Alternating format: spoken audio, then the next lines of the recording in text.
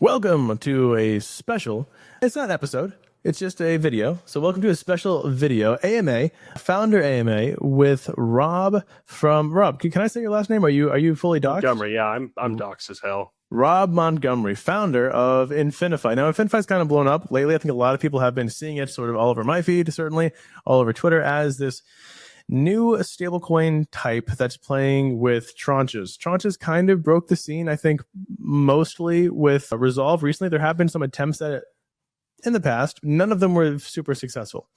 You guys have launched, and in the first week, got 27 million TVL, got on Pendle, got on Fluid, which is a composability push like I have never seen before. So let's talk about the Infinifi story. What the heck is it? What are tranches? How does any of this stuff work?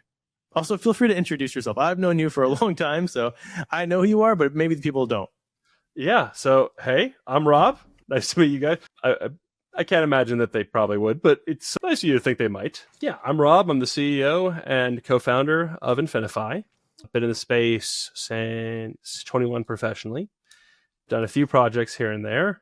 Started off dropping out of grad school and doing something called Revest that did NFTs for vesting. We pivoted into a Pendle clone called Resonate that didn't really manage to compete with Pendle. And then in early 24, we were trying to solve a problem that we'd run into, which is, super liquid positions. Clients don't love those. And quite by accident, we stumbled upon Infinifi. The question that they put to us was, hey, these things are kind of interesting, these super illiquid positions, but we can't touch anything that has, no liquidity on it. Can you make them more liquid? And I thought, okay, yeah, I'll go give it a shot. I had seen Beefy try something before with the fractional reserve element. Love you, SO, shout out. I had a difficult experience with that one vault. It was a VE locker, and when the reserve started running dry, it was hard to get out of. Velodrome, actually. Very interesting little concept. Big shout out to them for giving that a shot. But it gave me the idea, hey, fractional reserve is kind of interesting. I've had an experience with it. It didn't work for me, but maybe it could work here. Explain fractionalized reserve banking or fractionalized reserves in a way that the layperson can understand. Okay, yes, I'm already doing a technical deep dive, which I probably should save. Yeah, Infinifi is a way to make all your DeFi yields higher. That's probably the thing I should start with. It sounds like magic, but it's kind of cool how it works. But go ahead. So what it is we take liquid deposits, and just like the original concept of banking worked, we then deploy those liquid deposits, a fraction of them we hold in reserve in liquid assets, things like Morpho, things like Aave, things like Euler, all these guys who you already use, who you already like, who you already trust. We keep them hanging out there, earning their nice, decent liquid rates. And we take the remainder, say 75%, which is our current deployment fraction, and we deploy that out into duration assets. The things like SUSDE, which of course has its 7-day unbonding period. Things like PT, Syrup itself. The guys over at Term, they've got some good duration stuff. I'm seeing more duration stuff coming down the pipe. And duration assets, by their very nature, they typically yield higher than liquid assets, just because they have that, lack of liquidity premium, that theta premium, you could also call it. Just people don't like being locked up, so they'll pay more money if you are willing to be locked up and take the other side for them. And that's a yield curve. That's the DeFi yield curve, actually. Because we're putting more money into stuff that earns a higher rate of return than it would if it was on the liquid assets, the total return to the overall system is higher. The total amount of money being generated is higher because there's more money that earns higher interest. And as a result, we're able to give our liquid depositors a higher return than they would otherwise have access to while still remaining liquid. And so I'll get to the locked in a second. Yeah. I know this is like a really complicated idea of how you can take in, let's just say, a bunch of money. Let's just say getting maybe a net. What do you think the net APR for your total reserves are? Net APR for the total reserves. or not even the reserves, the APR for whatever the, what would you call that? The yield happening in the back end. What do you guys call that, by the way? Do you have like a name for that big sort of basket of yielding things? The duration assets, you mean? Yeah, so you have duration assets plus you have liquid assets. Are those all grouped together and then yield is distributed by tranche, or is it that the senior has only exposure to certain and then the juniors have exposure to different? Okay, let me see if I can get my brain in gear. So the way that it works is we take everything and put it into the illiquid group. Okay, so we take 75% of liquid deposits, put them into the illiquid assets. We take 100% of the locked deposits, put them into the illiquid assets. And that is just the illiquid assets. That's what we think of those as. Then we have the liquid assets, and those are off yielding their own. Currently, I believe the weighted average on illiquid is around 6.7%, and the weighted average on liquid is somewhere around, I think, 5 right now. Fortunately, we also have a bunch of capital hanging out in IUSD, thanks to Pendle, and that means that the actual APRs are a bit higher. So a little bit higher. I've heard this phrase, yield discrimination. Have you heard this? No. So it sounds worse than it is. Yield discrimination is exactly the system you just described, where you have a non-yield bearing asset, like your USDE, like in your case, USD, which is not getting any yield. So like the yield is discriminatory against that asset, and instead only giving yield to the yield bearing assets like your staked IUSD, like your locked USD. And this yield discrimination mechanism, I call it yield pass-through, which I think is a lot more of a friendly phrase. But this yield discrimination mechanism allows you guys to be getting, 6.75%, and yet be able to give like a 10%, a 12% on your locked IUSD, or even like a 7 to 8% to 9% on your staked IUSD. Now, remind me, is staked IUSD liquid? Is it? Staked IUSD is liquid. How liquid is it? Instantly. As long as there is capital in the redemption in the liquid assets. So the drawback of fractional reserve is the same drawback that LIDA themselves actually suffers from, which is if there is really high demand for redemptions, there is inherently not going to be enough capital in the system to satisfy all of those redemptions immediately. Right. There is enough capital in the system to satisfy them in the next few weeks. Sure. But because this is in duration assets, what happens is, okay, everyone asks for their money back at once, starts to back up. Now you have the option, hey, do I join the redemption queue, get my money back later? Yep. Or do I go sell it on curve, get it out now? So in that sense, yes, you are always liquid. It's just that if in such circumstances you want your money back right now, you will pay a premium for that. And your paying that premium will be an arbitrageur's opportunity to buy $1 for less than $1. Yep. Because the NAV has been unaffected. So because the NAV is unaffected and someone can redeem that, let's just say they're redeeming staked USD, or rather even IUSD, I guess in this case, they can redeem IUSD 1-to-1 with the underlying at some point in time. If it ever goes under peg, they're fine buying that up and then effectively getting a higher APR, or like consider this a zero coupon bond, or whatever you want to, however you want to consider it, to sort of benefit from that. I love these DPEG plays. I'm not saying this is going to happen. It should be a rare case, very unlikely scenario. But imagine we designed the system to compensate for it. So exactly right. If it happens, the system's built to withstand it. Yeah, and also there's always LPs waiting for them. I mean, you could think of the extreme scenario, which is like the 4-year bond, which happened to Usual. That depegged because no one really anticipated it. But if you wanted to play that 4-year repeg play, you could. It's not a really good implied APR. I've looked at the math. It's too long. It's too long. Exactly right. This industry operates on quarters at the longest. Our longest lockup is a quarter. Yeah, for that exact reason. Well, you're not going on the Pendle for like a 10-year bond. You're going on the Pendle for 90 days, sort of like max roughly. I see stuff at 120, 150 sometimes. That's long. We did a study that actually doesn't get a theta premium. That actually gets a theta discount. You're getting a better price buying super long dated Pendle assets than you would within the 90-day window. Now, do you know why that is, or do you have a guess as to why that is? No clue. I think most people in crypto just don't want to buy stuff further out than a quarter. Right, because you would think that the YTs would be less interesting sort of in the airdrop zones where it's total uncertainty. It's after season 2, after season 3, you're in the dark zone. And so to have a theta premium is really weird. I don't know what it is. It could be people switching over from their existing YTs to PTs, right, and therefore ignoring that brand new pool for a while. Yep. Be low liquidity. I did not compensate for liquidity levels. I will say that. This wasn't normalized along those lines. Well, yeah. So also one of the things that you guys benefit from is as far as I understand, the underlying yield comes from liquid positions, typically all like Len positions. I think there's a fluid position, there's Aave position, there's a couple other ones that I'm missing here, and then PTs. Yes. So we have a lot of PTs. And that means that, once we fix those rates, and they're fixed. Exactly right. Well, this is something that sort of, I think, sets you guys apart from other people who have tried to wrap PTs, is that they're in the PTs, but they're not always in them to the end. And if you're trying to sell PTs in the moment, anyone who's ever sold, I don't know, even 5 figures or more of a PT knows it can be very painful. You can lose a lot of your yield trying to exit a PT early, whereas if you just held it to expiry, even just a 1-day difference, there can be a massive difference in your total outcome and actual APR. When we set out to build Infinifi, we wanted very strongly to avoid mark-to-market, just because, we watched Silicon Valley Bank and all the fallout from that. And I am many things. I am not an extremely skilled trader. I do not have the trading acumen to run, a truly complex strategy like a mark-to-market strategy. I would much rather deploy capital out into what is effectively a lend position to somebody else to do that on my behalf, or just buy and hold the assets to maturity. Those are far safer in my worldview, and that's why we designed it that way.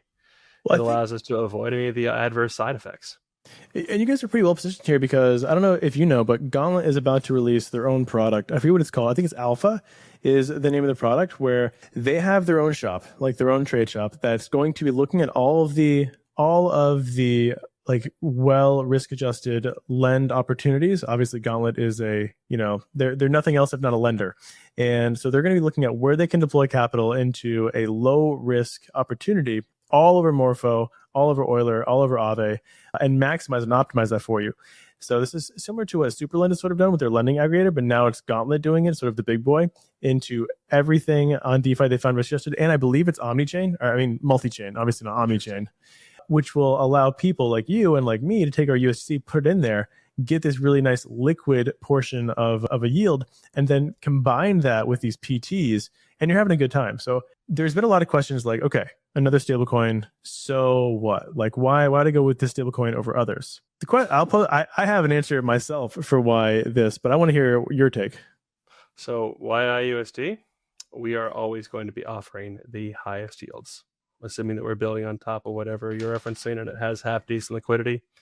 We're always going to offer the highest yield simply because of the way that our system is structured. Okay, let me rephrase that. The highest risk-adjusted yields. If you're out there running turbo leverage loops on a strategy, and we're talking about, our just base strategy, and you're not running turbo leverage loops with us, we're not going to be able to touch something that's, levered up 20 times. But if you but if you wanted to get leverage exposure to those, what you could do is then you have composable, let's just say a staked IUSD, take that composable version of the staked IUSD, generating a nice 6 to 9%, and then go play with it on Morpho, go play with it on Euler, and take on your own leverage risk, not giving the protocol that risk. Exactly.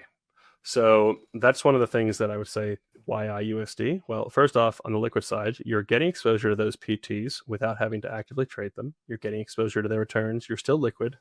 You don't have to really understand how to use Pendle. And if you want that exposure and you want the auto rollover that comes with our system, you've got it. If you want to be on the locked side and you want, again, auto rollover on locked positions in those PTs that are yielding higher than the base PTs, you've got it. If you want to go run a turbo leverage loop on a PT, well, if you use the equivalent locked duration of IUSD, and I'm not going to tell you that the returns will be 17.17. This is not 7-day. This is instantaneous. And we finally have enough data. We should be putting the 7-day up here in the next few days, most likely. I think the 13-week right now is closer to 12.5, 13%.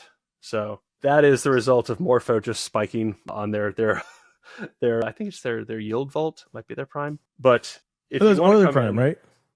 Yeah, I think it's Euler. Yeah, no, it's Euler. Thank you. Yeah, Euler Prime USDC. That's it. They're spiked right now. So if you want to come in on the 13-week and you have an equivalent 13-week PT, we're going to yield higher than that PT.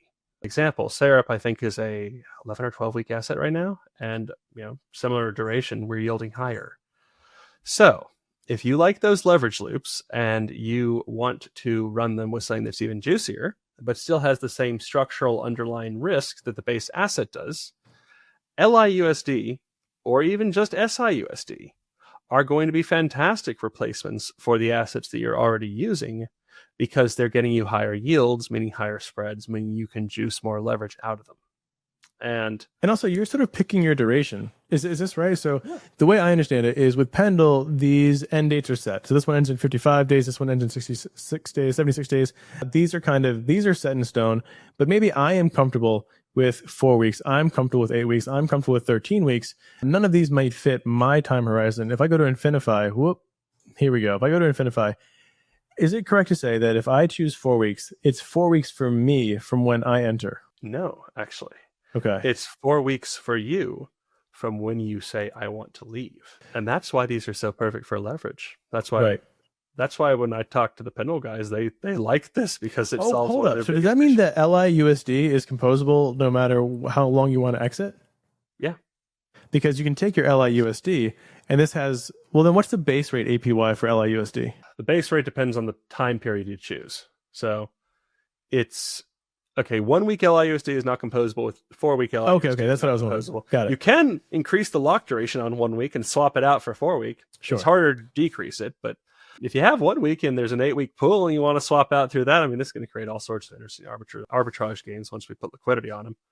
But what's happening here, you're entering a position and you're saying, hey, from the moment that I say I want to leave, I'm going to wait 4 weeks. Right. And what that means is that every single Morpho pool that uses this, every single Euler pool that uses this, we get ourselves listed on Aave, every single Aave pool that uses this, they won't have to roll them over. Right. Just like, one of the things that's a headache for them right now Pendle is having to roll over the PTs, because the PTs, they expire every so often. And now you got to migrate all the capital to the next one. And it's a headache for a lot of different people, because you have to track when they're coming due. I mean, I think I was telling you, CUSDO just came due, and you were surprised. I know. Yeah. Well, because it's the 19th, and I'm in the US like you on the East Coast. I'm like, it's not the 19th yet, but it's 9. Oh yeah, you're right. It's the 19th UTC. Yeah, you're right. That's weird. I didn't even think about that. Well, it's the 19th somewhere. It's the 19th over, like GMT, whatever. Exactly right. That's weird. Anyways, so yeah, the whole angle here is we wanted a better user experience than people having to constantly come back and relock. And we liked VE because VE allowed you to set and forget, but you also had to go relock it every week, which was really annoying. So what we did is we built a system where the positions are ERC20s until you say you want to exit. And when you say you want to exit, they are then the ERC20 token is burned, placed in a VE lock, and now it starts ticking down, and you still get yield on the way out. Oh, that's nice. Thank you. Okay, so in this case, the reason why you have these durations is because the protocol's taking on duration risk by being in PTs. You know the durations, you know how long they're unlocking. By having a 1 week, 4 week, and 8 week, you can effectively say, okay, I know this capital will be available for the 1 week, after 1 week. Ahead of time, you also know that if any PTs are unwinding, like for today, CUSDO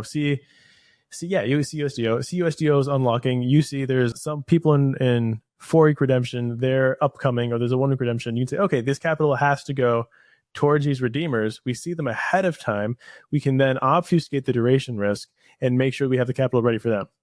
Exactly. At that point, we would put the capital into a 4 week or shorter asset. Right. And that way, when they reach their redemption, there's capital just hanging out waiting for them. Yep. And even if it's not in a time-based position, it could also be in a liquid position waiting for them. Exactly. Well, we could put it in a shorter time-based position that would be exited by the time that they exit. Right. Yeah, I mean, so if you go into Pendle, for example, let's go to the markets. There are some ending in 55 days. Let's go by duration. Stablecoins, duration. So, oh my gosh. The fact that there's a Sonic one 181 days out is nuts to me. I think they announced 45% of that big incentive. It was like 20 million Sonic, 2 million Sonic. I don't know. It was a lot of Sonic. 45% that's going for season 1, but it's a fun time over in the Sonic trenches. Anyways, there's 6 days, there's 13 days, 34 days, 41 days. So if you know when someone's unlocking, you can roll these over into, I'm imagining, these shorter duration to PTs. Is that correct? Exactly. Now, how do you offset for entry and exit costs? So for some of these like AUSD, no problem, because AUSD is Aave, it's just USDC denominated. You're in, you're out, USDC in, USDC out. Everyone's super happy. Would you go into something like a SUSDE, which may have a higher yield? 6 days is probably a little crazy, but maybe a higher yield. But then you have to deal with like I don't know what it is, 16, 10 bips to enter next to a USDE position. Exactly. Yes. So the answer is yes. SUSDE, bit of a special case since we're friends with the Athena team. We just announced. I also want you to explain your Athena announcement today, but let's get to that in a moment. Yeah, we're working on those costs, but I will not say anything further. Sure. But typically, when we're entering and exiting positions, we're looking for things that minimize slippage. We do have what is it called? We call it the slippage buffer. And what that does is that absorbs these losses when they do occur. We use cow swap orders to get the lowest slippage possible. And then that slippage buffer just gets filled right back up to the top by whatever comes in next.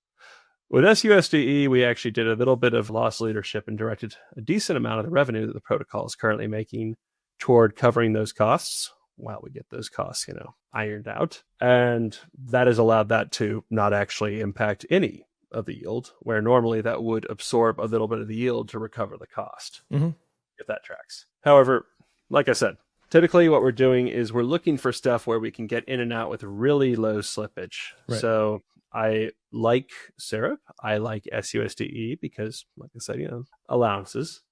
I like lately USDC. So Syrup is USDC, right? Syrup USDC. So if it's time based, you could say 7 days. I think they have I forget their durations. Like go look at the website. Exactly. But they have specific durations, and it's also fully liquid, but you might take a loss if you try to swap it. Cow swap is actually really good for this. Cow swap limit orders are the GOAT. That's exactly right. Yeah, they're phenomenal. Zero. Yeah. So with Syrup USDC, it's also one of those things where it's 1-to-1 with USDC. So you use USDC in, you wait your duration, you can then redeem for USDC out. Like a lot of these we're seeing here. I don't know FUSDC. So FUSDC is a tokenized version of USDC lent on Fluid. Is that correct? Yes, I believe so. I see the Fluid symbol, so I'm like, that's got it. Or InstaDev symbol, or rather, I should say. Yep. So that one would be redeemable on the USDC, which would make it a good candidate. We haven't actually deployed to that. We pretty carefully curate which ones we have. So what does that process look like? Yeah. So we start by looking at stuff that has, deep liquidity. We want deep liquidity on these assets. And if it doesn't have deep liquidity, it's a harder sell.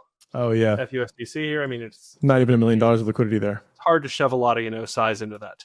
Yep. So that's a good example of one that we might punt on until it had deeper liquidity. Next, what we'll do is we'll look into the security and we'll look into the slippage. If it's something with really high slippage, like I was looking at, I think it's CoinShift. I was looking into them, and that's interesting. Good yields. But you take a decent amount of slippage going in and out necessarily. So pros and cons. If you actually go through Paxos, you can redeem wrapped USDL for USDC directly. Interesting. Does that require KYC? Excellent question. I'm sure if you're in, I don't know. I'll have to ask them. I have some friends in market making who may be able to play with that. That makes things easier. Yeah, absolutely. If people who understand how to do market making also understand how to use cow swap. Yes. And they do exist, as surprising as it may seem. So one, I'll definitely ask the CoinShift team, because one thing they posted when they were talking about that recent leverage up your CSUSDC against WUSDL was that if you wanted to run this loop sort of without hitting slippage, you would take your CSUSDC, borrow WUSDL, take your WUSDL over to Paxos, unwrap it for USDC, and then run that loop. Interesting. Now, they made it seem like anyone could go and do that. What people say and what is actually the case, I am not sure, but that's what I also asked them about this specifically. I said, nowhere on your front end can I wrap USDL. Where do I do this? And also, I don't know if you unwrap it to USDL or if you unwrap it to USDC. So that could also be a thing that is missing. USDL, as I understand, is the KYC for that's the right. That could be the institutionally gated. Exactly, and that's where that's where a relationship with a market maker can come in useful. Yep, I'll say that you can minimize slippage costs that way by cooperating with people like that and getting yourself the tightest spreads possible. However, if it's something that you're going to be moving in and out of rapidly, you ideally want to avoid that. So right. PT is only at that point because with a PT I can offset that cost. With a special relationship, I can offset that cost. But if I'm just going in, completely blind and naked, and I might have to move in and out on like a weekly basis, that starts to be a hard sell. So that's kind of the first layer. And after that, we obviously do security diligence, kind of high level, But at that point, we'll take it to our risk council. And our risk council is I think you're on it, aren't you? Yeah. Yeah, I'm pretty sure you're on it. I'll say my team is on it. So both myself and if you're in the dojo, Mara, we are on the risk council. Risk council. Yeah. So we just talked to people who clearly know a lot about this stuff. Obviously, you yourself are one of those people, Stephen. Thank you. Funds. We have a few funds in there. Folks who we trust who do pretty deep diligence themselves. We're working to get some curators involved. Haven't made the final call on who we're going with, so I'm hesitant to bring in more than one curator to that chat. Just because. No, I can't break this news. Sorry, there's news about a curator that will be. Oh yeah, we did tell you that. Yes, there is news. That's going to be fun in a few days. Yeah. So many announcements coming out. Oh, actually, we haven't even formally finalized that relationship. It's just like they just wanted to listen. It's like go ahead. Or we're coming down like an ecosystem. Yep. Okay, I'm saying too much. I know. Let me not make you shoot your own foot. The question I wanted to ask you was about Athena. So you announced something with Athena. Can you explain sort of what's going on over there? Okay. So, well, there's still a decent amount that's still under wraps. Long story short, we are working with the Athena team since they're a natural fit for us. They have huge distribution channels and huge community and a network of very interesting people, especially when you start slicing into RWAs. I will leave it at that they can help us get access to. And we have a lot of capital that we are pushing into them. So it was a fairly natural fit. Athena is already it's definitely the deepest asset on Pendle. Yep. And so we already knew we were going to be doing a decent amount of it. We already were quite happy to give them a little bit of prioritization on the basis trade side of things. And they were quite interested in helping us along, since for every dollar that we put into them from our locked side, I believe $1.60 or so is going in total, just because you have the dollar of the depositor and then you have the money that's flowing from the liquid side into Athena alongside that. And so you have this sort of strategic relationship with Athena that will have future tailwinds you can't speak about quite yet. And so that's fascinating. I wanted to ask you, actually, tangentially, we've seen Plume kind of finally blow up a little bit. I know they had a tragedy and it really is quite horrible, but the Plume blockchain, I think we met that anyways. Yeah, it really was sad. I know a few of the Plume guys. I don't think that I know. What's the name? It wasn't Chris. It was the other co-founder. Start with an E. I think. Yeah, I know. I'm also blanking. I feel like a jerk. I did wish Chris. Tell him my condolences. I didn't know him, but it is awful. Felt really bad for him. So Plume did do the launch, and it's been semi-successful. They now have all of their Nest assets, and so the question that was bubbling up in my mind is: do you guys plan to have multi-chain strategies backing? Okay, that was a quick yes. Eventually. Not immediately, but eventually. But keep going. I cut you off. The question is, I've seen a lot of different vault standards. We've seen, I think, Superform has, I want to say it's 7426 or 7646. It's some like new vault standard that I always forget about. Veda obviously has created the boring vault standard. What are you guys using sort of as your vault infrastructure on the back end? So I wish I could say we were compliant. We are definitely not compliant. We have 4626 trappings, but we are not 4626 compliant. Our gateway, you could build a 4626 wrapper on top of it. Mm-hmm.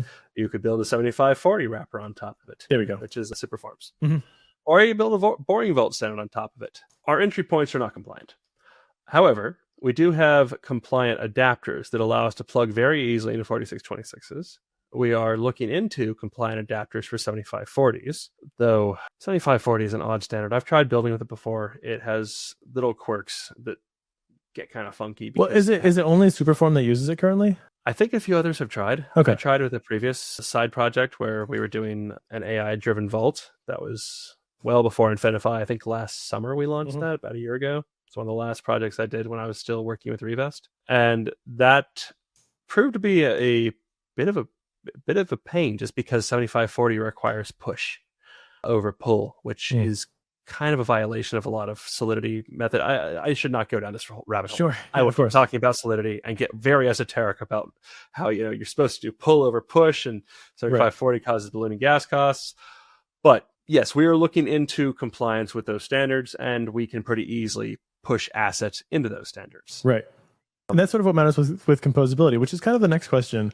You guys launched almost immediately with composability on Pendle, with composability on Fluid, and I hadn't seen that before, where a stablecoin launches and then the first week they're on Pendle and Fluid, and soon to be, I don't know if I can break this news, but soon to be like a Morpho or Euler. I won't say which one. I mean, it's the natural Right. progression. Yeah, but usually not this fast. So tell me like how you guys were thinking about composability and then how you guys actually got onto those protocols so quickly. Well, we were thinking about composability in the sense that people like yield-bearing stables, but what people like more is taking yield-bearing stables and running loops with them and doing complex operations like getting fixed rates or farming points. And we just, because we've been in this space for a pretty long time and seen a lot of the meta come and go, we get the meta. It sounds conceited almost. If you're in this space, like you know the playbook. I mean, it's a very common playbook. I know what the playbook is supposed to be. I know what you're supposed to do, and I just lined it up because it's the natural thing that you want. With Pendle, it was pretty easy sell. The same way with Athena, we're pushing a ton of money into them, so of course they like the idea. Mm-hmm. You know, a decent amount of what goes into our PTs ends up back in another Pendle token. Yep, which is actually kind of hilarious when you think about it. Alignment. I think that was the key word of the beginning of the cycle. Everyone wanted to be aligned, which is kind of a nice thing that's the key word, because you don't want you don't want disalignment. You don't want like parasitic competition. What you want is new protocols launching that build on or benefit from other protocols.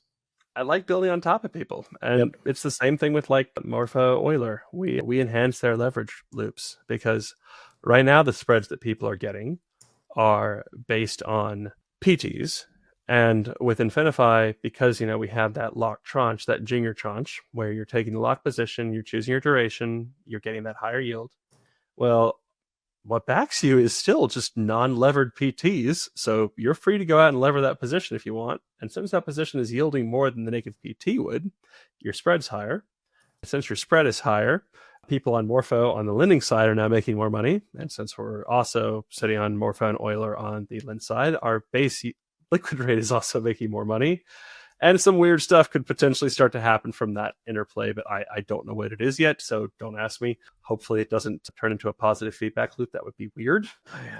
Well, we're actually kind of seeing this where you have assets that deposit into lend side liquidity, so they're feeding liquidity, but get a higher yield than the borrow cost because of this yield pass-through. What I think earlier I called a yield discrimination mechanism. So you may be feeding into lend-side liquidity on Aave, feeding into lend-side liquidity on Morpho, feeding to lend-side liquidity on Fluid, getting those lend-side APRs, and yet still be able to achieve a higher than borrow cost APR because of this yield discrimination mechanism, yield pass-through. And so you could take your receipt asset, place it onto that very same lending protocol, and then create a positive leveraged position on there, utilizing your own liquidity being provided. You're not the first person to suggest that to me, believe it or not. Well, we've seen this directly with protocols like Reservoir, where they're backed by lend side positions that they're borrowing from. So like Stakehouse USDC is lending to the SRUSD USDC loop. And so they are benefiting from the yield of lending to themselves. And because there's been such a points campaign for using what I would call the super senior, what you call, I took this term from you. So what you call the super senior, and I've sort of adopted that term. I've probably used it 100 times in the past week. It's a really good term. Great term. Yeah. So super senior is the non-yield bearing version of the stablecoin. It's like the base stablecoin asset. And so, oh man, there's so many other questions popping out of this. Anyways, it's a really fascinating phenomenon we're seeing now in DeFi, where a lot of these stablecoin protocols are, by virtue of this yield discrimination, getting a higher yield for the stake user than the yields of the underlying, allowing for this really sort of interesting composability space.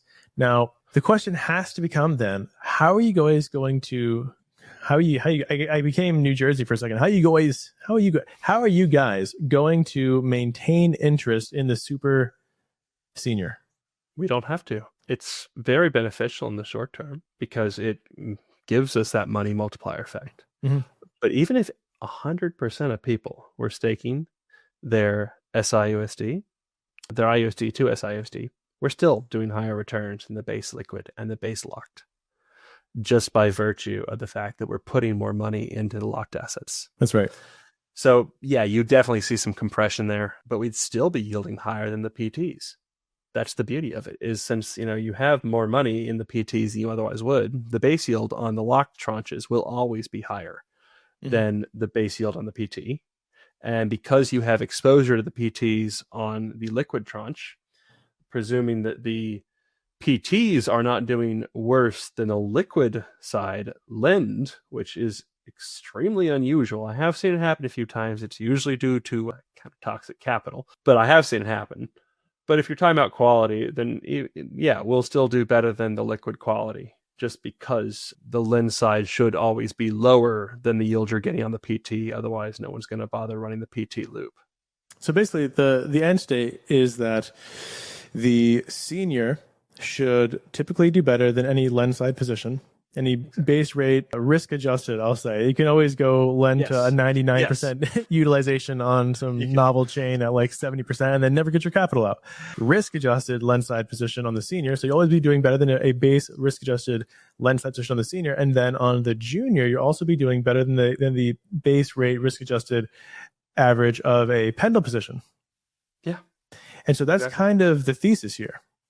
Yeah. And you also sort of choose your duration risk. So you choose, okay, I am fine with exiting under 1 week. I'm fine exiting under a 4 week. I'm fine exiting under 8 week.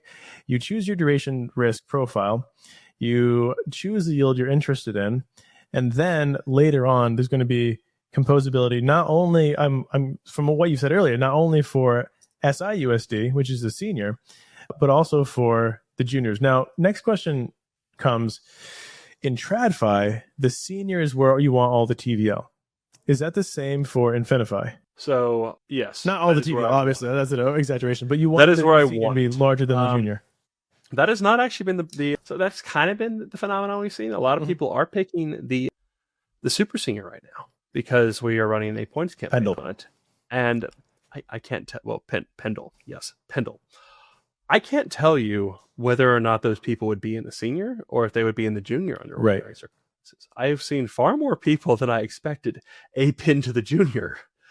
And if we have a condition where the super senior goes to zero as people either ape into the junior or, put their money into the senior, well, what ends up happening is two things. Well, one, we could always introduce a mechanism that would make the senior more attractive. That's an option. We designed this code to be iteratable, upgradable. Infinifi in its current state is an MVP. And if we saw that to be an issue in the future, we could always create a balancing feature. Like now, if the junior is too small, which was not the problem we had with that, we did not run into that problem. I'm quite happy. But if we had, and I think, we did for like 1 day, and for that moment, suddenly the yield on that spiked by 25% because the system is designed to treat that pool, the junior, like it is 15%, might be 20% of our TVL, regardless of whether it is or not, or what it actually is. So if it's 25, 30%, it'll treat it like 25, 30. But if it falls below that threshold, it treats it as if it is at that threshold and still pumps yield into it as if it were that TVL threshold. Meaning suddenly yields go up. There's reason to go deposit there. And so we could always implement that on the senior as well if that got too small. What I actually really think would happen, and I don't think that I have to touch anything because the market is a self-balancing organism and I like to keep my hands off it, is as a bunch of people lock up into the junior, yields compress on the junior. And the increased return you get over PTs as 99.9% of all capital is in the junior diminishes, gets down much smaller. Suddenly people start exiting from the junior because it's no longer worth being locked up for 13 weeks to, get barely, 0.1% over. And as people exit, the system automatically rebalances. And suddenly, yes, now we're back in an equilibrium. So it's a steady state feedback loop. More capital in the senior, more room for growth. I mean, tails all the time. It's supply and demand. So as people unbond from the junior to the senior, suddenly the senior starts doing better because there's more capital in the senior, and we can make more deployments out to these duration assets again now that the reserves are reaching health. Okay, cool. Now capital flows back to the junior. Now the junior is making higher. Now the senior is making higher, and people stop exiting, and the system's reached equilibrium again, and it can grow. So you made this claim that if the LIUSD positions, the locked IUSD positions, were effectively the same yield profile as Pendle, then people would be disincentivized to choose them over Pendle. And I will actually show your protocol and disagree with you here, because the major benefit that I see from being in a locked USD position and not in a Pendle position is that if I'm in a Pendle position, I have to take on those leg risks. I have to take on those swap risks. I have to assume and try to calculate these things that, yes, maybe I'm in the position to do that, but I'd say the vast majority of DeFi users are not in the position to make an informed decision on that. So what they benefit from is Infinifi makes those informed decisions. Infinifi is the one looking at the leg risk, looking at the entry and exit costs, looking at the slippage that they're going to take on to exit and enter. Running simulations to see what the actual entry and exit costs are going exactly to be. Right. How swap is properly acting. I can look at those yields and say, those are going to be USDC denominated for me upon my final exit. Whereas if I was doing Pendle, my predictions might be entirely wrong. So I do think there's a benefit. All the people who aped into CUSDO love CUSDO, but Jesus Christ, was it over peg a few weeks ago? Yeah, so we're running a yield trading competition in the dojo, and I had the chance to make like 1% ROI in a week, and decided, no, I'm just going to sit on this until expiry. What a dumb thing that was. I know, and now I think it's DK Nugo is beating me, and good for him. He deserves it. He's phenomenal. He's a brilliant trader in the dojo. I mean, hey, more power to him. Yeah, but I know. I'm imagining you just had a CSTO position. It was super overpeg. Oh my gosh, I definitely should have exited it. Yeah, so again, benefit here is that predictable. You know what you're getting. You know what your base asset is.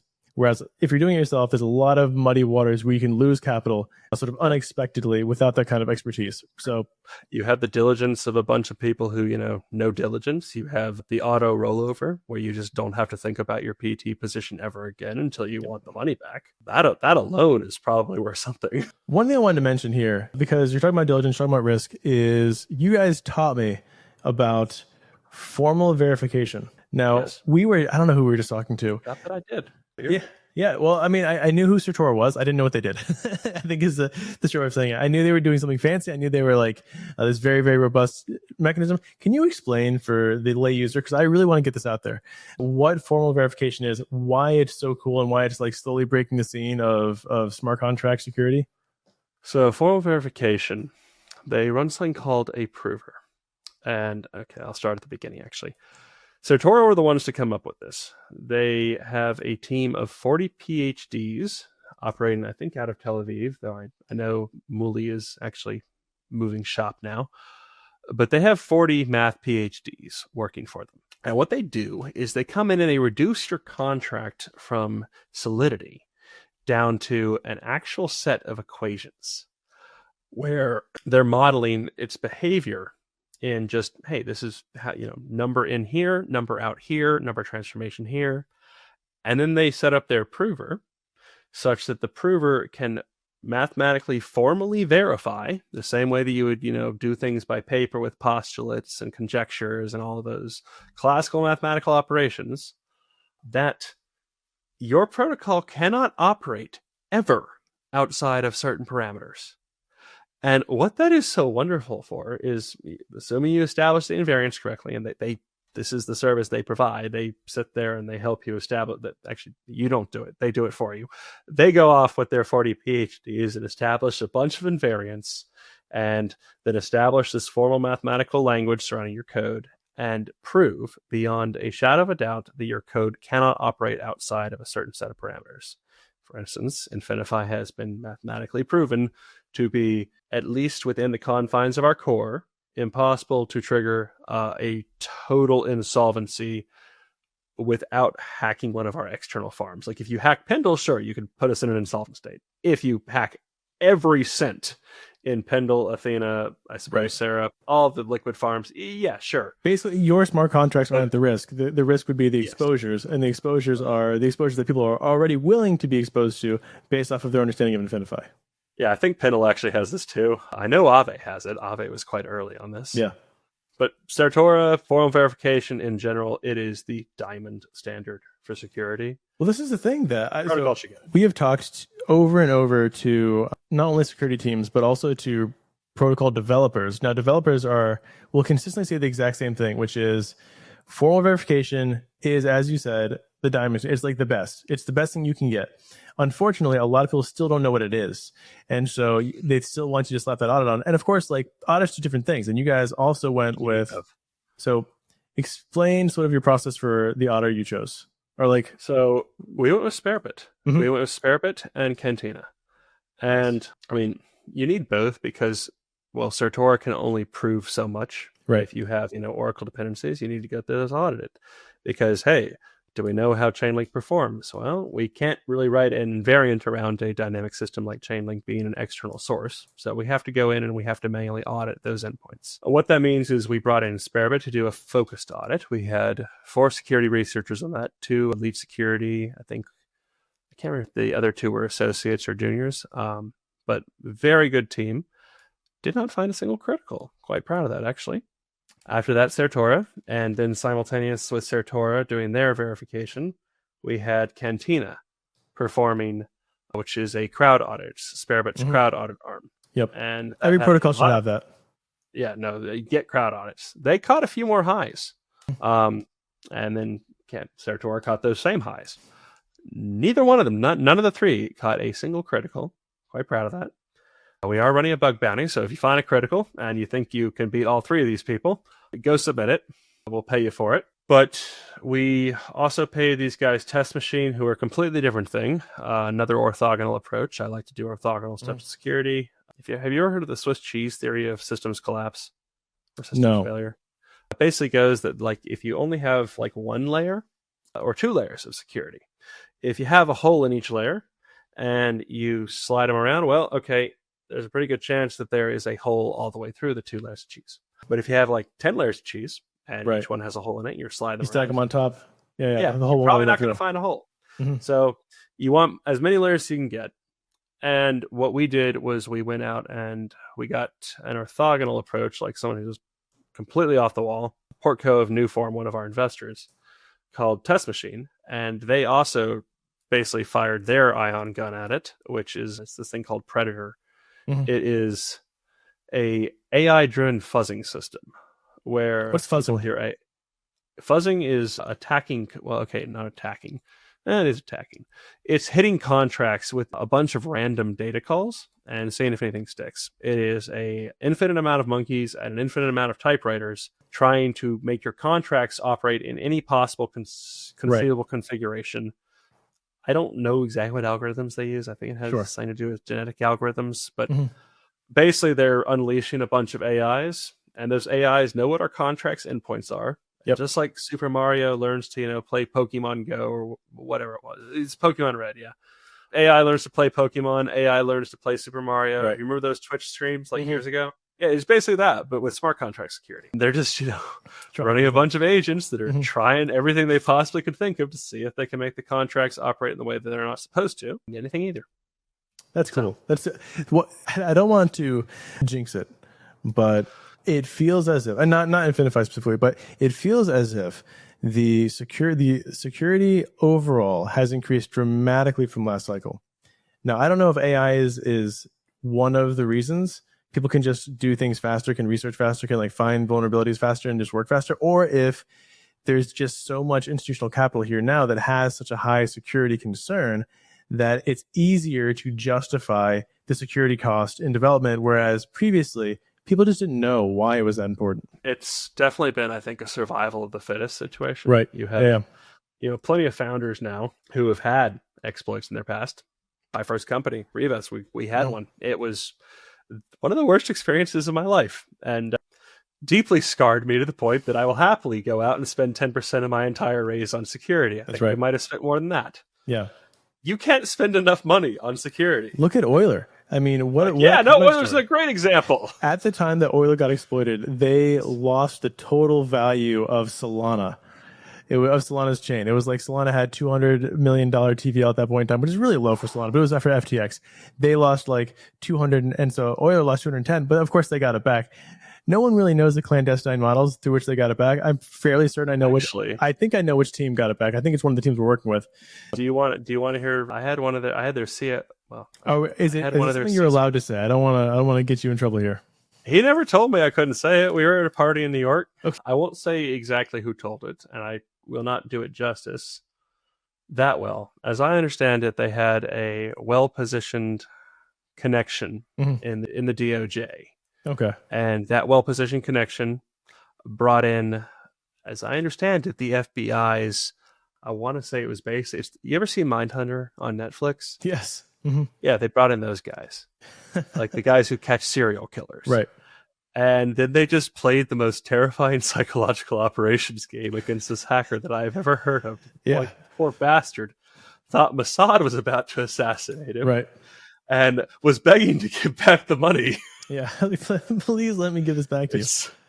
It's like, I really hope they publish it, because it would make a great Netflix documentary. I'd watch the hell out of it. They published a fake version of the story almost immediately after. I don't know if you remember that. It was like, he just felt guilty and then just decided to give the money back. And I was like, that is not what happened. I know that's not what happened. But the money came back. They fucked his brain. And then they really fucked his brain. I don't know how they got the short list. They had a short list of people it could have been. They didn't tell me how they got that short list, but they did say that they basically brought in those guys who know. And then they did an action that only a criminal would respond to, and watched everybody on the short list, and only the guilty guy responded, and then they zeroed in. Yep. So it's fascinating. But then so after that, Euler went crazy with security. And I think this is happening over and over and over again, where now you have like second generation, third generation founders who have seen the fall of many protocols, and now are saying, no way that's going to happen to me. Absolutely not. I think, so Euler now, and I'm heavily involved in Euler myself, at least like my own portfolio, 15 audits, like they went nuts afterwards. And it's really good to see. I think this whole narrative of security has to be a large portion of your concern all the time, always, is a breath of fresh air. It's the only way you can deal with large amounts of money. Yeah. I mean, sleep adjusted returns. You can't take that shit for granted. You got to have a lot of policies. You got to have a lot of procedures. You need to have, consultants. We have an advisor who's like pretty well known in the security community, Daniel Von Fonge, Origin guy. And we just, anytime we have questions, we just take them to him. Same thing with our investors. Sam and Travis were some of our first money in. Anytime I got another thing, I'll just take it to Travis. You need to be talking to people in that industry. Yeah. Because if you're not, you're a fucking prime rib hanging out on a buffet, just with a pack of wild dogs around you. Yep, exactly. Yeah. And very sophisticated ones too. I think today we saw probably what was a nation state exploit on another nation state's largest centralized exchange, and then the capital as a middle finger perhaps was burned. So it can't be given back. It was So was that? I mean, I'm not going to suggest that was Mossad. That was probably Mossad. Yeah, I was like, if it wasn't Mossad, then it was just a highly politicized nation state. I imagine nation state actor. Dude, do not mess with the Israelis on cybersecurity. No, absolutely not. Know their shit. Yeah. Pardon the French. No, don't pardon the French. Never pardon the French. They just don't tell my devs. Yeah, that's right. So one of the things that I sort of wanted to, I know we're already at an hour, which is crazy to me. If we got on any tangent, we could go on for 5 more hours. But let's circle it back to the future. Rome? Oh my gosh, I should pick your brain. But actually, there's things about Rome that I want to ask you that are probably not appropriate for a podcast, and things about Rome that I want to ask you that would behoove an entire 3-hour podcast. So Rome first, and then I want to ask you about the future of composability, because I really want to see where you guys are going with this. Why the obsession with Rome? Probably began somewhere in middle school when I started taking Latin and actually started learning about all the crazy history of Rome. In 9th grade, I took Ancient Medieval, found out about the ridiculous amounts of, architecture and engineering they were doing, like literally 2,500 years ago. Heard about Scipio's campaigns, the Punic Wars, and just kind of fell in love with the whole thing. The ancients did things different, and it's kind of wild, especially when you start really digging in, that you see humans making the same exact mistakes over and over and over. And we think that we're so much better than they were. And we are not. We are just as human as people were 2,500 years ago, 2,000 years ago. We're just as fallible, and we're just as stupid to think that technology makes us different, because they also thought that, and it also didn't save them from their own, human failings. But I love reading about it because you see the human spirit. It's a very pure classical way. You see all the shortcomings, all the glory, all the striving for something more. Rome was very much like America in that they stretched out their arm across the world and spread themselves across it. Ultimately, it did not work out great for them, but it has a great deal of symmetry throughout history with what this nation has become. And I can identify with a fair amount of what I see. You look at figures like Augustus, you start to, and they're incredible. For example, I mean, I could start talking about, what it is to actually be a man, what it is to, run a family and shoulder your burden, for lack of a better term, to take responsibility. The last words that Augustus ever said were, "Have I played the part well? If so, applaud while I exit." And that to me, that just like, that man was a ruthless bastard. He did horrible things for the glory of the empire, for the glory of his family. And you see him acknowledging it at the end and basically staring right in the face and saying, "I did this because this is what I was called to do. This is my job. This is what I needed to do for the moment that I was in." And it's impressive. You can't help but, look at these men and think, wow, these were some great men. I mean, you have them all across the place. You read Julius Caesar's letters from Gaul. I read them in the original Latin. They're incredible. They're really cool. He describes battles in incredible detail. Talks about, his conquest, talks about the locals. You read Cicero. Cicero, fantastic orator. I read, again, in the original Latin. And he just has these extremely passionate speeches. He introduces rhetorical devices we're still using today. The Romans, tricolon crescens. You ever see things that come in threes? Roman rhetorical device. Yeah, well, Cicero was the master of rhetoric. I mean, sure, Aristotle literally wrote rhetoric, but much of what Aristotle wrote, if I understand my history correctly, was based off of Cicero. No, wait, that couldn't be right. He was Greek. No, Aristotle was much earlier. So was Cicero then inspired by Aristotle? Oh, yeah. Definitely. The Romans loved the Greeks. They loved Greek philosophy. They did have their own, little bit different Stoicism. Right. But then later it was Epicureanism was also Roman. Or am I wrong there? I think so. Okay. Epicureanism, I don't know that. It's often seen as a contrast to Stoicism. Interesting. It's also often Marcus Aurelius. Right. Marcus Aurelius, interesting figure. Terrible father. Pretty good philosopher. Good general. Terrible fucking father. Good God. I don't know how much you know about Commodus. The movie Gladiator is not actually that far off from how bad of an emperor he was. He was shit. That was terrible. Yeah, Marcus Aurelius, last good emperor, only one to actually put his own son in the hot seat, and unfortunately, the whole hereditary thing didn't work out too well. All their 5 good emperors were actually, none of them were direct descendants of each other. Well, this is fascinating. One of the questions that I think comes up when people think about Rome and its relationship to today is, one, in history class, we're often sort of given this impression that the newer a thing is, the more advanced it is, and the more sophisticated it is, and the more, I guess, like, we see progressive as a linear push towards a more Platonic ideal. Whereas if you look at history, we go through this like massive boom, and I would say political sophistication with a few different empires.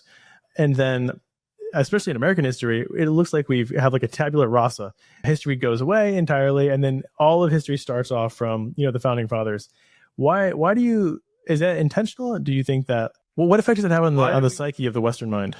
Why do we not teach people the story of Rome anymore? We used to. Classical education used to be, the classical education was the foundation. Right. Yeah, it's what our nation was built on. That's what inspired the founding fathers in the first place, was they were trying to harken back to the glory of Rome and doing it better this time in a way that wouldn't fail. Well, even the eagle, right? That's the Great Aquila. That's the eagle of Rome. The Roman standards, right. The eagle standards. Each legion had one, and if it was captured, it was a great dishonor to that legion, and they had to go, kill the barbarians who'd captured it and get it back. Actually captured the flag in a very bloody way. Literally captured the flag.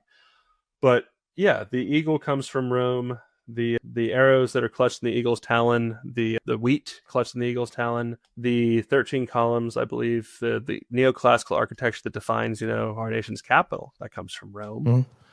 What they were doing was they were trying to emulate the Roman Senate, the Roman Republic, and they had a deep understanding of what that looked like.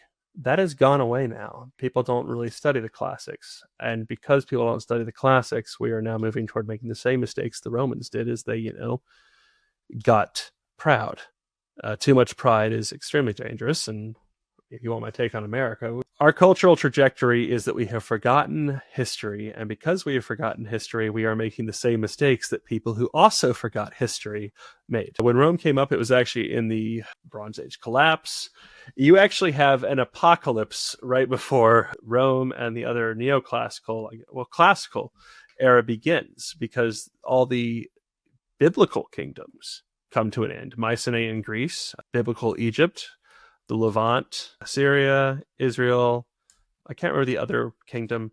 It's not Israel. It's Judah. Yeah, Judea. Probably Judea. I mean, so Israel falls before Judea. Judea then comes over to Jerusalem. Yeah, you get the Bronze Age. You literally have an apocalypse, and Rome comes up in the wake of that. And because it is that tabula rasa, they don't make the same mistakes. They learn from what just happened. But then as Rome reaches its zenith, they start to forget because they're the greatest. They have conquered the known world. And I mean, if you're asking why we don't teach that anymore, I think it's because we've gotten very cocky and proud and think, we already surpassed them. We don't need to look to them anymore.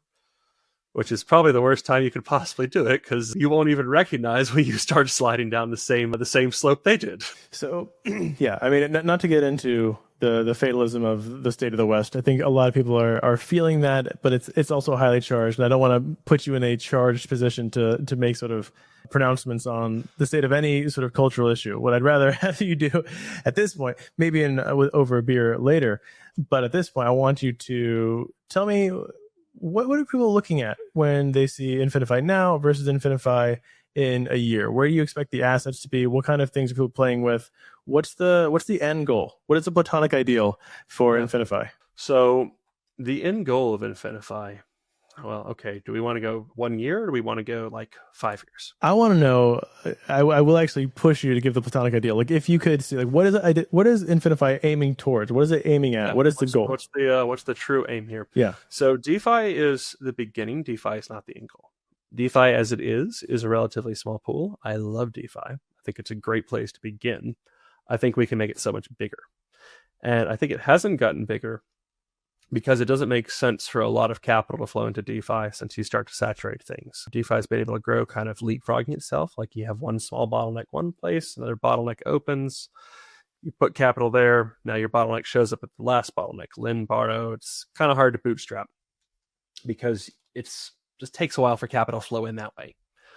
What we aim to do is we aim to open up the gamut of traditional finance assets and bring them all on chain, because we can increase yields on any asset. And if you're thinking about the reason tokenization hasn't taken off, tokenization is an interesting concept. It definitely improves the efficiency of any system that uses it in terms of the transferability of the assets, but it also charges an additional fee for the service. So if you have a bond doing, say, 10%, right, and by tokenizing that bond, it'll cost you 50 bips, and now you're doing 9.5.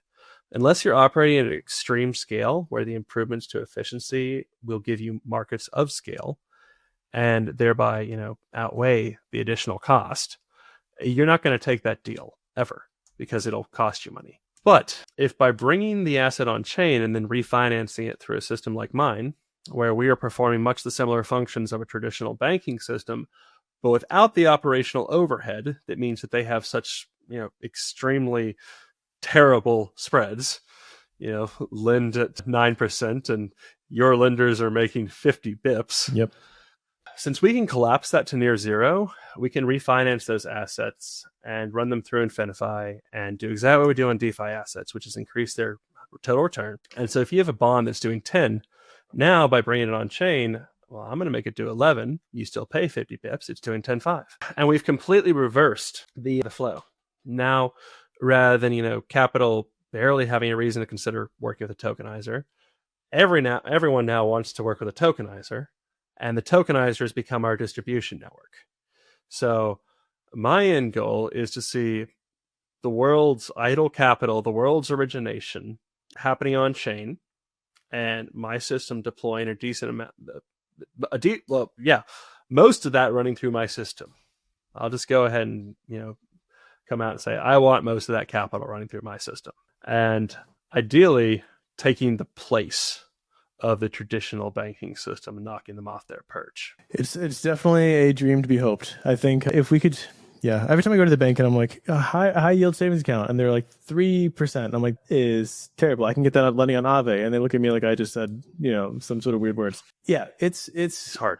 It's a hard time to be in traditional finance, I think, as more and more people are coming on chain, and also as on chain is becoming more abstracted. So like end users, for example, we saw EtherFi come out with a card, we saw Coinbase come out with a card, Coinbase card run through some hoops where you're getting, like 5% cash back, which is relatively unheard of in TradFi, plus some sort of APR on your USDC.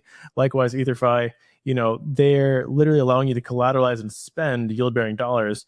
The future is here, man. It's just that people haven't tapped into it yet, and it's only going to get more efficient as we move forward. So we've seen sort of the end goal, which is let's be the banks. Like let's give more efficient rates. Let's not be entirely predatory. Let's offer the best sort of path through and efficiency. The middle goal, which is, what do you guys want people to be doing with these assets in the next year? In the next year, I would like us to be fully integrated into the majority of these existing DeFi leverage strategies. So if you're talking about, you previously you're a fund, you're running a bunch of PT leverage loops, and instead of directly accessing those PTs outside of some very special cases where it's like, okay, this is a rather esoteric asset and I need to go run it separately, I want you to instead be using Infinifi to run those leverage loops. I want you to be using whatever duration LIUSD you are comfortable with your redemption schedule to run those leverage loops. I want you to be using SIUSD to run those leverage loops instead of some other yield-bearing system and us piping the capital across a bunch of different places that you ordinarily would be deploying it. So I want us to become that intermediary in there, offering those higher spreads, those higher returns to these existing participants, and getting plugged in everywhere we can. Morpho, Euler, Aave, Contango, IPOR, Term, anywhere that people are sourcing capital to run these things, I want us to be there. Anywhere there's a lot of duration assets showing up, I want us to be putting capital in there. If there's, private LP deals to be deployed to, I want us to be deploying to them, having done a decent amount of diligence, of course. Have you looked into, out of curiosity, Morpho V2? I'm looking into Morpho V2. Yeah. I think it's pretty interesting. I mean, the whole, so we've sort of seen the fixed rate collateral yields. Now we're going to start seeing fixed rate loans. And I know Term has already done this. Shout out to Term. They're fantastic.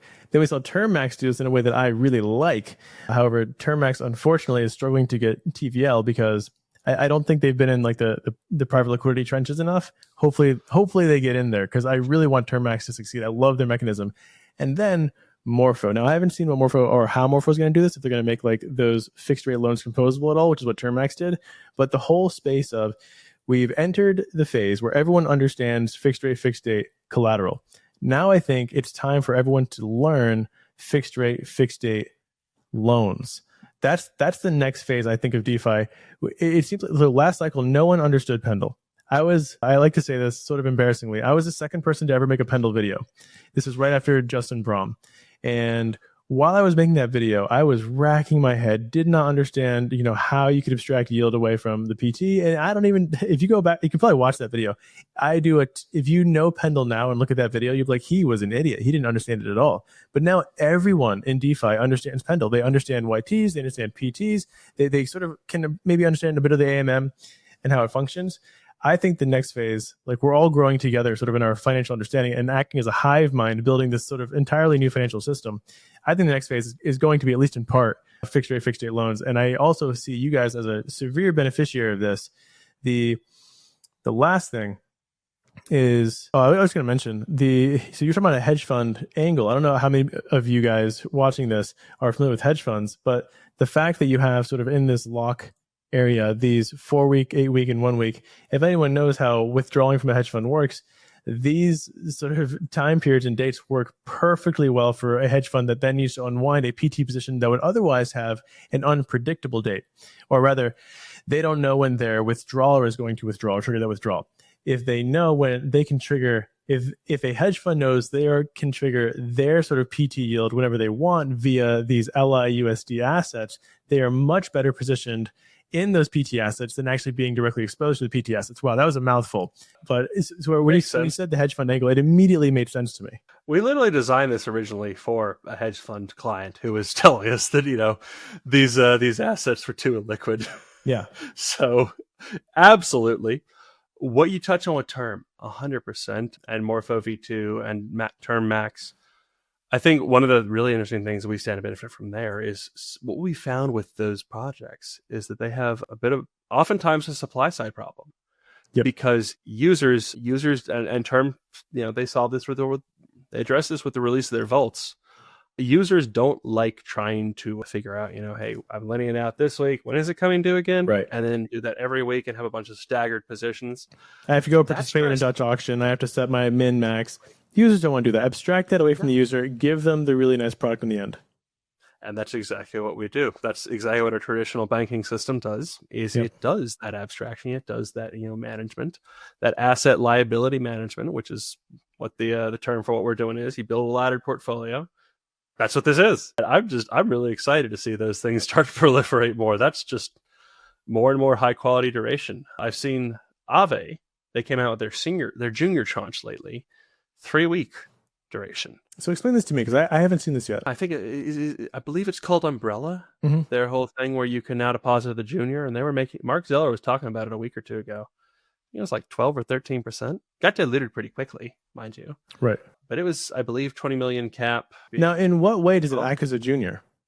Is it because they're now taking on more riskier capital, like PTs, which are maybe a little bit more exotic, and so they wanted some sort of insurance buffer? I think that's part of it, but it's also like, okay, we're stretching my knowledge here. It's okay. But my understanding of it is that it's either a replacement or a secondary of the stability pool to cover bad debt. Okay. The angle being, that Aave traditionally has had that kind of hole in their books, and this is a better way of doing it without just passing it on to the is it GHO that's previously served in this role? Well, maybe it is. I mean, I know GHO is their proprietary stablecoin and probably serve some sort of purpose as a stability pool module, but I'm unsure. I don't want to speak out of turn. Yeah, Aave is complicated, and I would be lying if I said I understood exactly how Aave works. I think it was staked Aave that was the stability asset previously, but I think they're trying to move away from that and into a bit more of a tranching model, just because tranching models are great. Well, it's so weird because I know we're over time here, so I appreciate your time. I know we both have families too. I like chatting. Don't worry. So the really weird thing is you talked to tranching. You and I talked about tranching.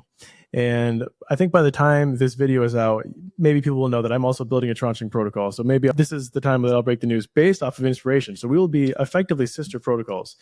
I think tranching is the future. So we saw Resolve get into this. We've seen Infinifi get into this. Now Aave is getting into tranching. I mean, on a to use one of your words, esoteric level, why do you think it is when an idea hits and gets in, it feels like it then explodes, then everyone sort of gets it and is now building towards it? I think it has a lot to do with what has been available in the space, because until so recently it was not possible to generate a better return than you could otherwise get. Let me rephrase that. With duration assets, we can do a lot more. Right. Pendle proved that. Athena really added to that. And that means that now it's possible to generate above market rates that are a bit either riskier or have some duration component to them. I'm, sitting on the more duration component. I know with what you're doing, the more complex strategies, the kind of stuff that, you definitely want to have that for. And the advantage that you and I are both offering, though, is higher rates above what is otherwise possible. Tranching was tried years ago, but I think it was Inverse. I want to say it was Inverse Finance. Yep. Brilliant guys. I met them in DEFCON Vogue. Oh, and they recently rebranded to Pareto, I think is the new name, and they're doing more CDO stuff. Also, CDOs. So I'll say tranching is one of the verticals that has blown up recently. So are CDOs. On-chain collateralized debt obligations. So basically, they're lending to big businesses in TradFi, which is really cool. And then they are bringing those debt obligations on-chain, and they also have duration risk. So see, I mean, if you really want to go down the rabbit hole, tranches and CDOs have a sordid history working together. So seeing those two things come into place at the same time might feel scary, but yeah, you can sort of like choose your own exposure. No, I'm 100% on board with that. Hold on. Camera's being a little funky. No, We've been looking into Wildcat. I didn't know Pareto was doing CDOs. I'm going to tell my people about that right now. We've been looking into Wildcat. We've been looking into 3Jane. Oh, 3Jane. Yeah, they're also phenomenal. We recently talked to them. They just had a paradigm round. Impressive. The entire space is uncollateralized lending is very interesting. Has duration components, very interesting. I know Cat Money is doing some stuff there too. Not quite as high yield as the ones who are totally uncollateralized because they've got, Eigen in the mix. But all of that stuff's really interesting to me because you can slap tranching on top of it. You can, hand it off to junior guys and exactly right. Hey, you're getting really high yield. Higher than you could even get doing the direct uncollateralized lending, but you are taking on the risk. But yeah, Inverse did it. They tried it with just smart contract risk, and that wasn't attractive enough. Because, hey, if I'm the guy in the senior, why am I in the senior? I'm getting a lower rate than I would directly staking in Polygon. That's boring. Yep. And technically with the same, and you have the same smart contract risk because the way tranching works is that you're exposed to all of the asset. It's just that the junior takes the first hit, then the mezzanine, if you have a mezzanine, takes the second hit, and then finally the senior. And so this just wasn't interesting. Right, exactly right. Just the problem they ran into. With us, we have the duration assets. And the duration assets means that there genuinely is more return. So we can give the people in the senior higher than they get elsewhere, lower than they'd get in the junior, lower than they get in the duration asset. But hey, they're making higher than they'd get elsewhere. So they're happy. But they're also insured, which, also benefit. And you guys aren't going crazy with tranches full of CDOs, tranches full of maybe these really risky smart contracts. You guys have been very meticulous with saying we want to be lending to top trusted risk adjusted lending protocols and be exposed to Pendle, which is I think at some point, maybe they still are, the largest swapping DEX, which is crazy to me because they're not even really a DEX, the largest DeFi protocol aside from Aave. So yeah, the risk has been highly obfuscated, and it's you guys are offering. Yeah, well, I mean, we've talked about what you guys are offering over and over and over again. I do eventually want to play with some CDOs, with some Wildcat stuff. I don't think that's not a very high priority for me. And I think when we do that, of course, our system is democratic. Our users are the ones choosing where that money should go. In fact, our junior tranche users, since they're the ones who tend to lose the most money, are the ones choosing. But I would like to experiment because, I don't think that should ever be a majority of your portfolio. Right. Pendle and Athena are very, very safe. It does seem kind of interesting, though, getting a little bit of exposure to that sort of thing. Right. Because at the end of the day, people want to offer the best product. And what is the best product? Well, is it a diversified portfolio? Is it a hyper focused portfolio? Is it a mixture of some? Who knows? But the cool thing is it's all being built. Everything is being built. And right now, I think CDOs are hot. Tranches are hot. They're both going to break the zeitgeist very soon. I think if people are going to understand how they work, what's going on with them, and it's going to be this new sort of Lego block that everyone is playing with and understanding. I think RLP did a really good job with sort of junior tranching, what it is, how it works. People aped into RLP. Maybe they took a 10 bip negative hit and then said, oh, okay, now I have to go figure out what a junior tranche actually is because I just thought it was a higher yielding version of whatever Resolve was doing. And I don't know. There's a beauty in DeFi. One of the things I've said over and over and over again is that DeFi attracts the coolest people because you have to consistently learn.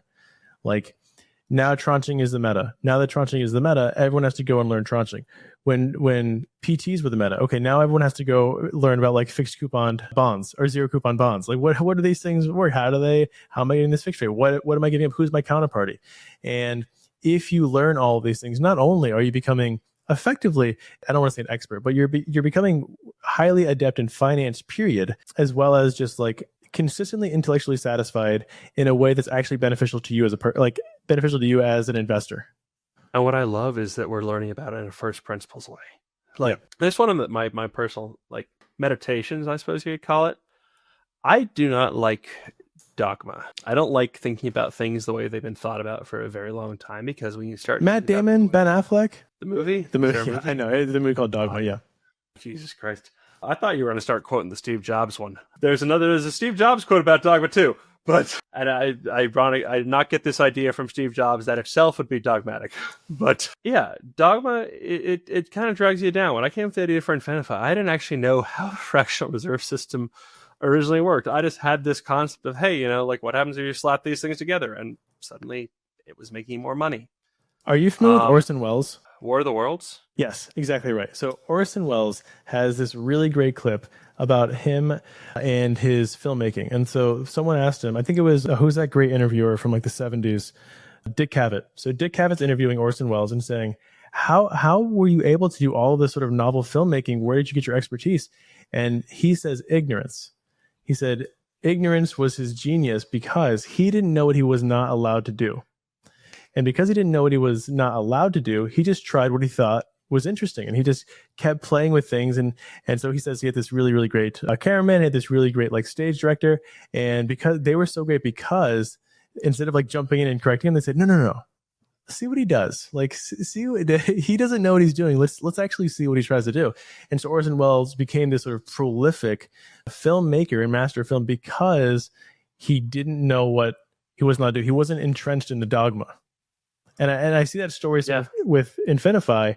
And when you told me that you accidentally recreated fractionalized banking, I don't know, it tickled me pink because I love that sort of arriving at the same conclusion from an entirely different background. Literally, I was just playing around the spreadsheet and numbers started being bigger than they should have been. It's like, what the hell's going on here? Yeah. And I mean, that is the mother of all invention, in my opinion, is first principles thinking. Did you know John Locke, when he was writing 2 treatises on government, he actually avoided consuming too much contemporary philosophy? It's excellent. Yeah. Because he didn't want to sort of muddy his mind. Exactly. Other ideas sneaking in there and making him think, this is what the content. He listened to the classics. He read all the old stuff. I think he read Descartes, but he didn't like stick around, see what Hobbes was up to too much. Mm-hmm. He didn't sit around, try to absorb too much of what was in vogue. He just was like, how can we derive what man's natural rights actually are? Right. Yeah. And he went out and did it. Oh man, I could wax lyrical about Kant as well. Descartes actually works really perfect with this because Descartes, I don't know if he came up with tabula rasa, but he basically said, I don't know what is the case. So there could be all this confusion. He was the one who came up with the, not brain in the vat, but the original version of that, which is the malicious demon or something, where it's like, you can't, cogito ergo sum, the cogito is, or the cogito. He came up with that, which is all I know. Oh my gosh, I can't believe my philosophy professor would be so mad at me right now. I think therefore I am, obviously. Okay. So I think therefore I am, which was his first principle. He says, I can't know anything. So let me derive it. And the first thing that I can know, let's start from the very basics, is that I exist. And I know that I exist because I can perceive my own existence. And he built his entire philosophy off of that foundation. And then his conclusions are varied and really fascinating. But I think that aligns really well with sort of your dogma. Finance is just numbers moving around. And I come from an engineering background. So sure. Right. I know a lot about moving numbers around. Yeah. Okay. So we'll end it there because I know that we could keep going on. It's true. People don't know when we're recording, but it is not early in the day. And it's a little bit late. Yeah. I really appreciate your time. I hope we get you on again soon. I'd love to have you on for a podcast so both Mara and I can pick your brain simultaneously. And if you guys want to go play with Infinifi, they're on Fluid. There's a great points farming campaign. I wrote an entire thread about my estimated IYs on their points, and I've given conservative estimates. They're on Pendle. You can just go play with the SUSD if you want to. It's a staked version. That's a senior tranche. You can go play with the locked versions. I'm looking forward to composability and all of these things. Hopefully we get a lending market soon. I'm not going to break news on that one. I'll let you guys do that. Rob, Mr. Montgomery, thank you so much for joining. Always a pleasure to talk to you, and I hope we see you soon. Great chatting.